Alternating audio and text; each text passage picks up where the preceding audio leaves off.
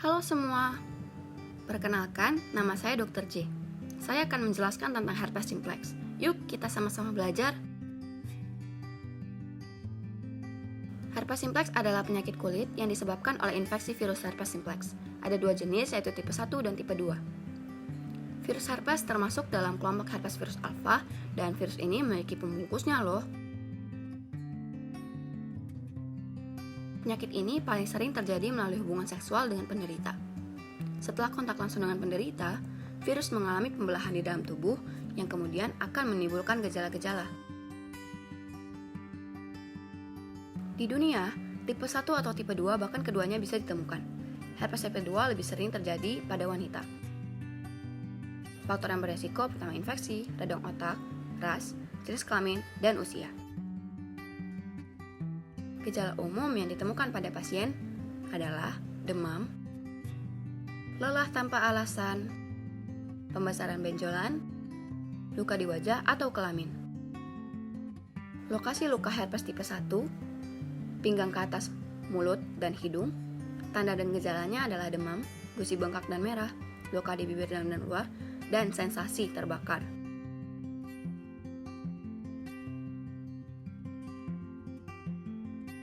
Lokasi yang sering terinfeksi penyakit herpes tipe 2 adalah pinggang ke bawah, terutama alat kelamin loh.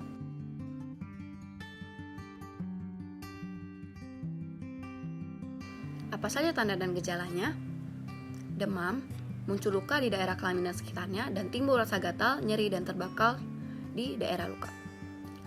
Jadi bagaimana herpes bisa menjadi penyakit? Nah, berikut penjelasannya. Virus herpes simplex menular melalui kontak dengan penderita lewat kulit maupun hubungan seksual. Virus ini menyerang sistem saraf manusia dan akan menyerang kembali saat daya tahan tubuh kita rendah. Tentu saja untuk mendiagnosisnya tidak mudah.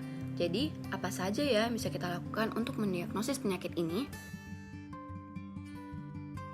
Pertama, kita bisa lakukan pencitraan. Pada jenis infeksi herpes simplex, encephalitis, ditemukan lesi vokal di bagian temporal otak. Kedua, pemeriksaan laboratorium. Untuk mengetahui jenis virus herpes melalui pemeriksaan immunofluorescence, pemeriksaan Zhang smear menggunakan mikroskop, pemeriksaan kultur virus melalui swab jaringan, dan pemeriksaan DNA virus menggunakan teknik PCR. Pemeriksaan serologi. Pemeriksaan antibodi akan positif 1 minggu pasca infeksi dan dinyatakan infeksi primer apabila hasil serologi negatif namun hasil kultur positif.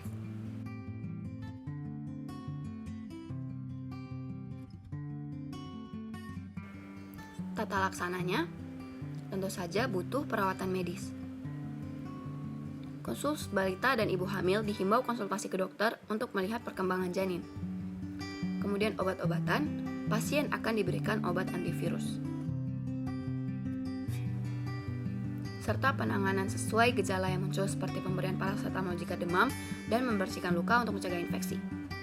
Komplikasi yang bisa terjadi adalah infeksi bakteri dan jamur. Ini bisa terjadi pada pria maupun wanita.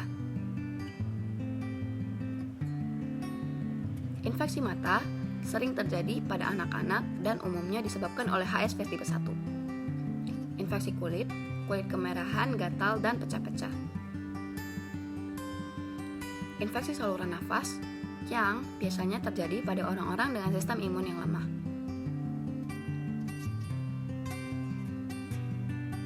Herpes genital berulang yang kebanyakan terjadi pada wanita hamil.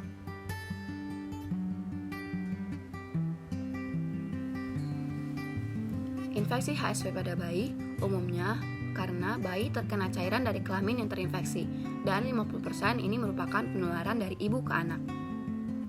Infeksi sistem saraf jarang terjadi, namun yang terjadi adalah radang pada otak. Pencegahan. Pertama, tidak berganti-ganti pasangan. Kedua, menggunakan kondom saat seks. Ketiga, menjaga kebersihan saat seks. Keempat, menghindari penggunaan handuk, pakaian, dan alat makan bersama. Wah, sudah selesai. Virus herpes simplex menarik juga untuk dipelajari. Aku merasa semakin pintar.